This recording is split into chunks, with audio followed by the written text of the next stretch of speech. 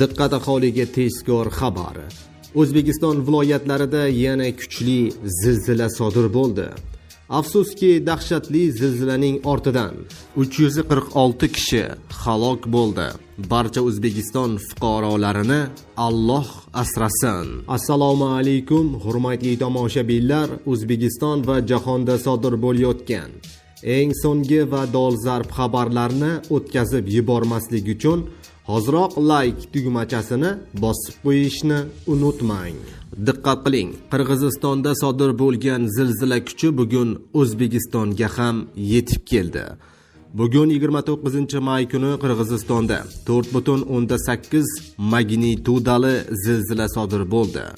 Yer silkinishi O'zbekistonning chegara hududlariga, ya'ni Xonobod tumanida 2 ball 114 km, Qo'rg'ontepa tumanida 2 ball 124 km, Paxtabod tumanida 2 ball 130 km, Jalaquduq tumanida 2 ball 140 km, zilzila epitsentri Toshkentdan 387 km shimoliy sharqda.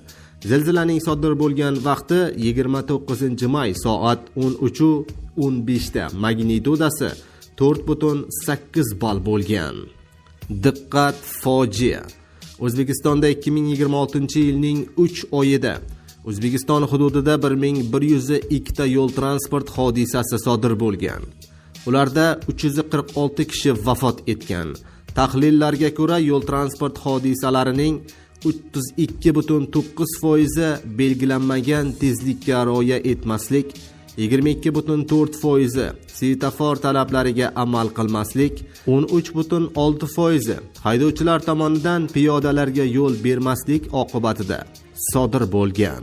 Eslatib o'tamiz, 2025-yili O'zbekistonda 9226 ta yo'l transport oqibatida 2188 kishi halok bo'lgan edi. 8901 kishi esa jarohat olgan edi.